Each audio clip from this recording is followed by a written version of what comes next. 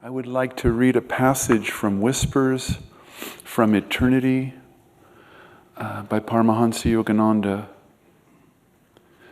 This is Prayers on the Beads of Love. I tell my prayers on the beads of love, strung with my devotion.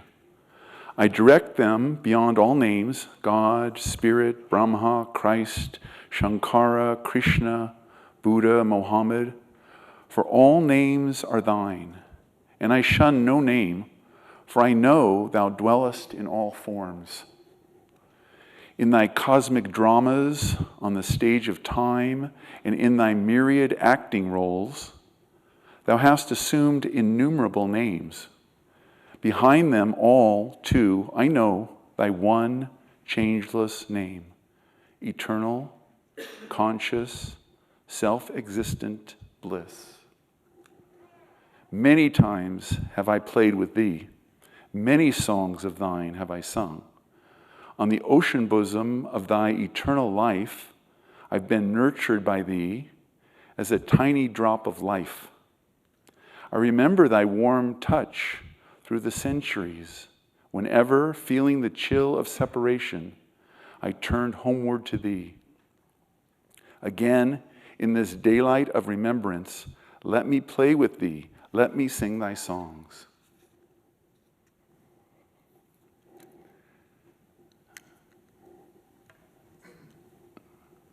So, Durga gave us this reading from St. John, the most mystical of the four evangelists, and the disciple that Christ loved most, and who was charged with being the son of Mary at the cross because Jesus was leaving the body.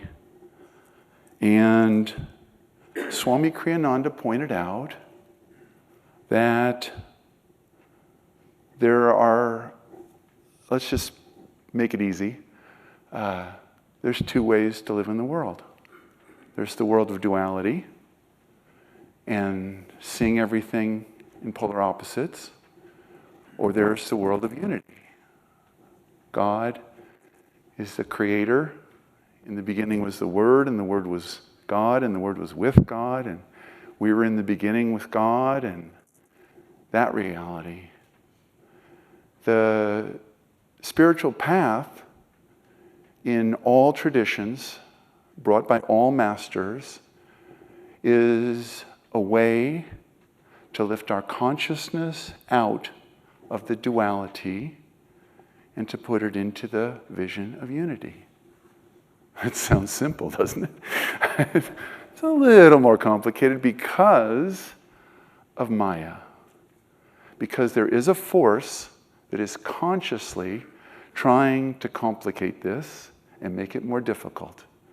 And little Yogananda, Mr. Lal Ghosh, sitting on his little bed, the lights of the masters appear, and they say, "We're the Himalayan yogis." He says, "I want to be like you."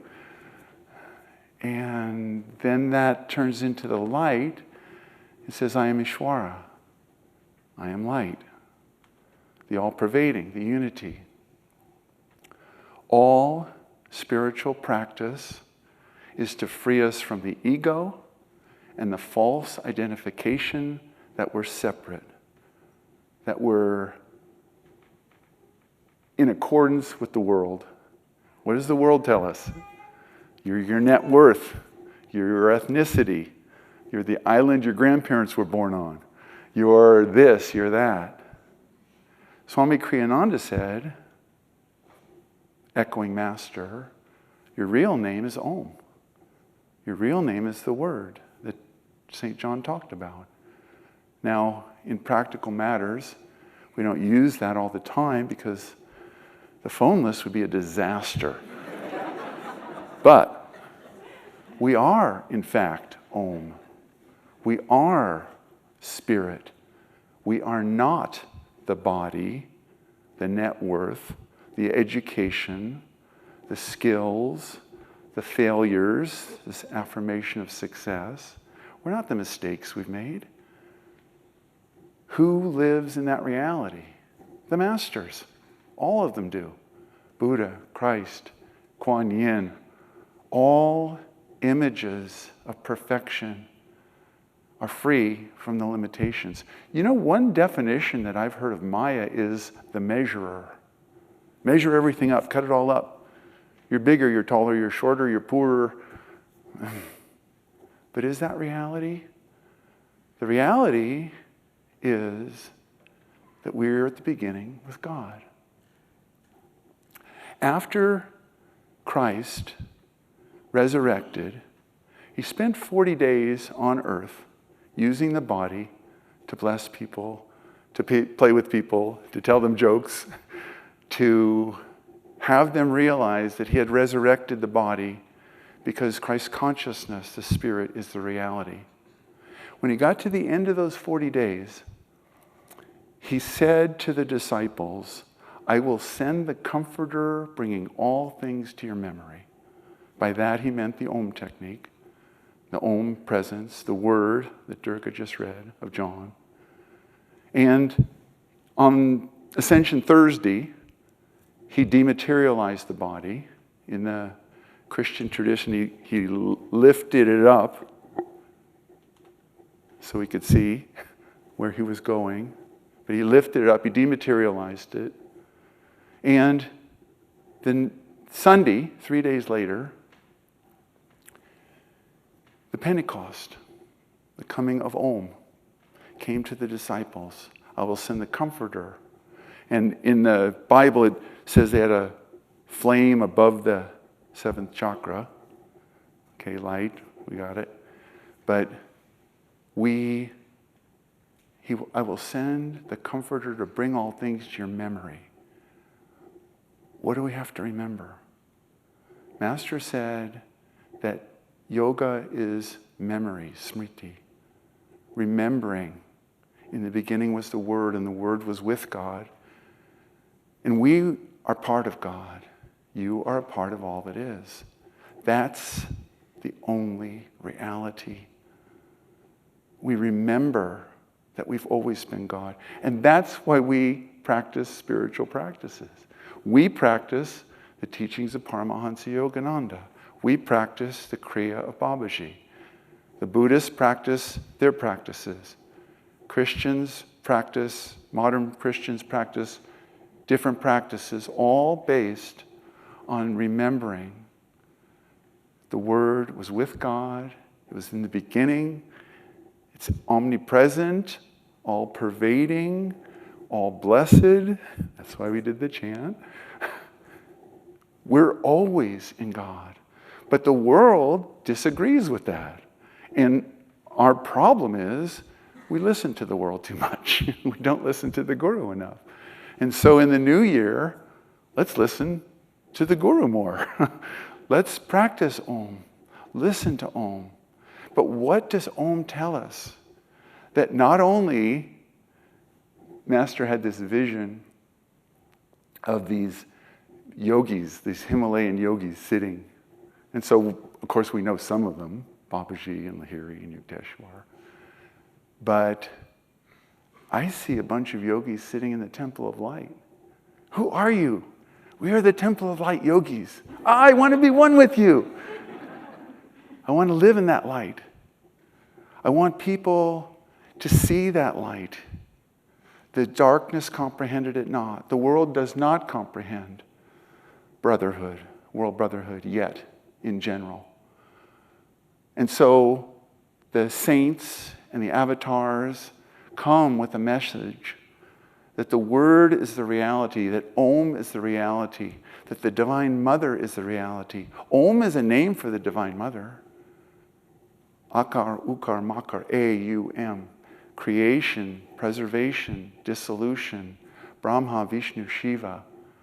The manifestation of God in the world. We have to dedicate ourselves every year. We have to rededicate ourselves. And Kriyananda would always give us a pep talk on January 1st, but he would oftentimes talk about all the bad things that were going to come. And he already left and they never came. But we can see them. You can see where does worldliness lead you? the world we live in. Where does the Spirit lead you? The Temple of Light, the Himalayan yogis, and the Buddhist yogis, and the Sufi yogis, and the fill in the blanks. All paths lead to God. All lead to unity. As Swami said, there is nothing else. This whole duality, it's wrong. Do we know it's wrong? Yes, we know it's wrong. They couldn't have Bethlehem. They couldn't have the Church of the Nativity this year because they're having a war. Is there a disconnect there? Or is it just me? This is wrong. And what is the divine response? Om. Pray for peace. Celebrate Yogananda's birthday. Start the new year with a resolution. Live more in God. Turn down the volume on the worldliness. These people just are arguing and they're just mad at each other and they're throwing bombs at each other and they're invading other people's countries. And I never saw Gandhi do any of that. I watched a show on Gandhi recently, and it was talking about when Pakistan and India were dividing, and Gandhi wasn't in favor of it, but he had to go along with it. So they said, Gandhiji, you have to come to Delhi, and you have to stay here because otherwise it's just going to be riots. And he said, I'll come on one condition. The head of the Muslims and I live in the same house. We pray together. That's the solution. I don't hear that a lot lately. But I do hear Yogananda talking all the time to all of us, his disciples. And what he's saying is, open your heart to me, and I will enter and take charge of your life, and I'll have you do practices that make you remember that you are a part of God. You're not your shortcomings, you're not your failures, you're not your accomplishments. You are light, all blessed, all pervading, all loving, all joyful. The 8 aspects of God, yes. We need to foster that. We need to practice it a little bit more this year than last year. Wherever you got to last year, good. Now, let's go forward. Let's meditate twice a day, every day. Let's meditate a little deeper. Let's read these words of St. John. Let's listen to the Om. Let's sing to God. And look at your day. Of course, every Sunday we can come to the Temple of Light and we can celebrate Master's birthday and we can celebrate his Mahasamadhi. We could and we should and we will. And wonderful. But let's do more, a little more. Try to keep your day more immersed in God, more immersed in spirit, more immersed in unity, and less in worry and considering the political situation in wherever it is that you're considering it, and spend less time in the duality and more time looking for all your brothers and sisters that are shining with God's love. And that reading that Durga read, I want to just focus on reread one little part. All things were made by him, and nothing without him, not was anything made that has been made. In him was life, and the light was the light of men, and the light shineth in the darkness, and the darkness comprehended it not. There is darkness in the world.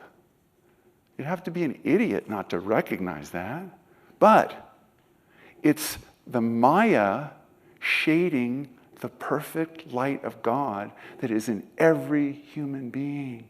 Even the worst of sinners, by steadfast meditation on me, speedily comes to me, because at the very source of each person's soul, there is a desire to be in tune with the light. And the Maya has messed it up, and so people are acting horribly. But people that invade other countries are, in their minds, trying to expand their power instead of realizing that God is the power, that they have the power. People that steal things are thinking that to expand their domain. It's the Maya. And so what did Christ say? Father, forgive them, they know not what they do. Oh boy, this is such a mess. This is so wrong. But it was wrong when Yogananda was alive. Look at the things that happened from 1893 to 1952. It wasn't all fun and games. But his message was the same. Forgive, love, understand. And you know what happens when you practice that? Year after year, you see the light that's shining in everyone. Kriyananda went through the world, and we would be with him. And he would meet people that were rude and mean. And Swami wouldn't react with rudeness or meanness. He would either inwardly or outwardly, he would bless them. Because he could see through the veil of Maya.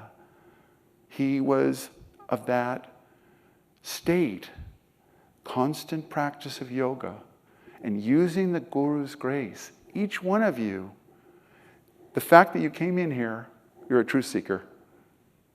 Or you watched on Ananda.org. There's a memory inside the soul of every one of us that remembers this Maya is not the reality. The reality is the unity, it's Ishwara, it is divine love, it is in every human being. And that's how the masters live. They walk through the world and everyone is a Himalayan yogi. They have a little veil in front of them, yeah. And some of them have a big veil in front of them and they're acting incredibly badly. And what did the masters do to that? Oh. Jesus Christ Yogananda tried to have a meeting with Hitler. Why? In the back of Hitler's mind, way in the back, there was the memory that he revered the divine when he was Alexander the Great, a previous life. Master thought, maybe, if I could be there in his presence, I could bless him. It didn't happen. Okay, it didn't happen. Lots of things in this world don't happen. I'd like to just really briefly look at a quote that Master loved and repeated often. That as many as received him, to them he gave the power to become the children of God. We know that quote. We say it all the time. I'd like to just look at one point in that. As many as received him, he made the children of God? No. As many as received him, he gave the power to become the children of God. He gave us the power. We've got to use it. We've got to do the practices. We've got to put out the effort. We don't, just because we have a guru or a personal savior or any of that. That's good. I'm not against it. But we have to use the power. We have to make the changes in our lives if we want to be masters. And we do want to be masters. If you don't remember it, I'm reminding you now. You are a master. You are all blessed. You were at the beginning with God.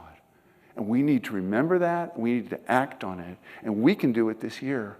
We can live more in God.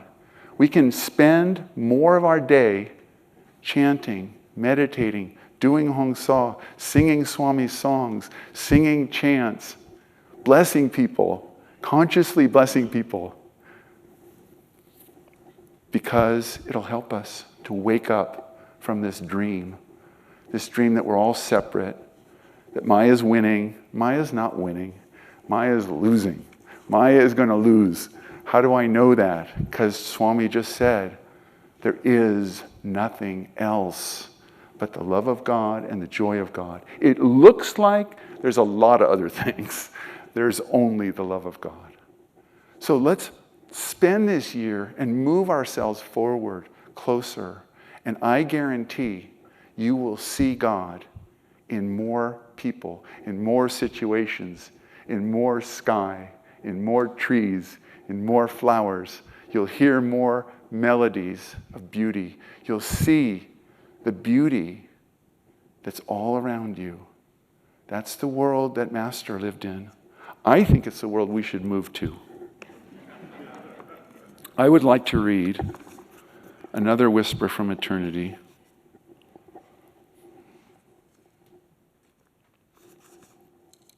This is, let me feel that thou and I are one. When the sparks of cosmic creation flew from under thy crucible of love, I danced with all the lights that heralded the coming of a myriad world. I am a little spark of thy joyous cosmic fire. O thou Son of Life, as thy nectar poured into the little cups of human minds, filled with molten liquid of vital sparks, they thought to contain thy golden infinity in the smallness of their human feelings. In each fragile, undulating mirror of flesh, I see reflected thy restless dance of omnipresent power. In the lambent waters of life, I behold thy ever-steady, almighty life. Teach me, Christ-like, by the power of concentration, to still the restless storms of desire raging on the lake of my mind. Stilling those waters, I lovingly behold thy unruffled face of cosmic stillness. Cause the little wave of my life to subside, that thy consciousness in me spread out to become thine own vastness. Let me feel my heart throbbing in thy breast, my feet moving with thy energy, thy breath breathing through mine, thy energy actively moving my arms, thy thoughts weaving all the thoughts in my brain. When I cry, thy soft sigh within me wakens me to thy joy.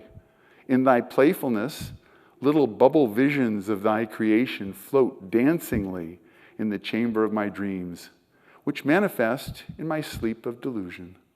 Thy meteoric will courses through the skies of my own willpower.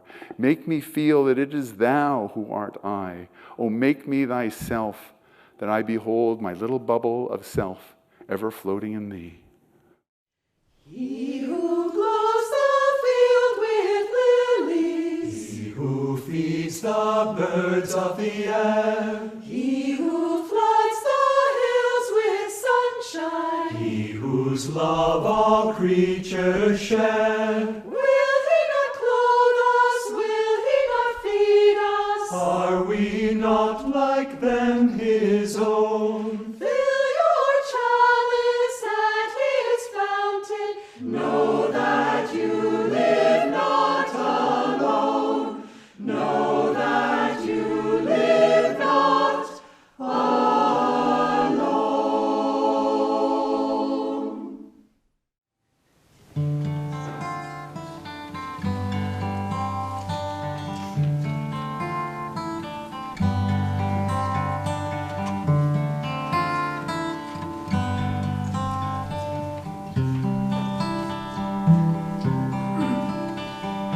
O Master, may thy joy fill our days. O Master, may thy wisdom guide our ways. The time has come for us to see that there's but one reality upon the earth and high above, the truth that all was made from love. A love that calls to us to fly above the hills, above the sky, above the storms, above the pain, a land where peace and laughter reign. O thy joy fill our days. O Master, may thy wisdom guide our ways. Guide all our hopes and all our dreams, past every glow that only seems, into the light, the inner sun, into the truth that we're all one.